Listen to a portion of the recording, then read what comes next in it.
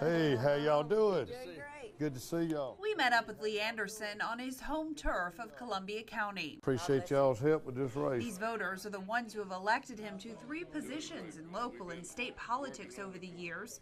But what about critics who say Anderson is far from polished or not ready to represent the 12th District in the U.S. Congress? As you see, I have a southern drawl and I'm proud of it. I'm proud to be a farmer. I'm proud to be what this district is. And they want someone that they can relate to, someone that they can communicate with. Anderson is quick to give out his cell phone number and says voters are often surprised when he is the one who answers their direct phone call. But accessibility has been a talker in this race. Congressman John Barrow accuses Lee Anderson of running from him by refusing to debate him. In fact, a new Barrow TV ad makes light of the issue. Lee Anderson refuses to debate. When he goes on TV and says that he's voting for Obama for president, then I'll consider debating him. But why give him the opportunity to go on TV, free media, and lie more to the people in District 12? It seems that you always refer to the president as the top of the ticket. Well, he is the president. That is the top of the ticket. Okay, well, are you voting for President Obama? I know who I'm voting for, and I'll tell you what I won't do. I cannot vote for any person, Republican or Democrat, who would turn Medicare over to the private insurance industry. Barrow says he'd ask Anderson in a debate about his Medicare plan. He's kicking up a lot of mud in the water to try and obscure the fact that we're not talking about what he wants to do to current seniors. He's talking about what he wants to do to future seniors, and I would emphasize that fact. Our senior citizens have paid into it.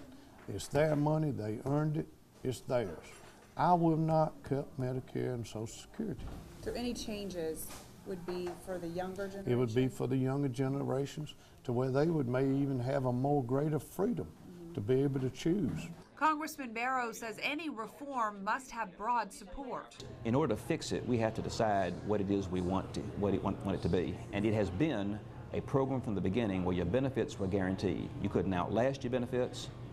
We're all in this together. Barrow touts himself as a leader who's learned to work across the aisle as well as with his own Democratic colleagues. I'm one of those folks who thinks we need to work on finding common cause for folks on both sides of the aisle, not just because it's the right way to do our job, which we all know is true, but also because it's the only practical way to get anything done. Lee Anderson says he would vote to repeal what he calls Obamacare on day one, calling it the largest tax increase ever forced on the American people. We need to get out of the way, and that would be the greatest thing we could do, is shutting down Obamacare.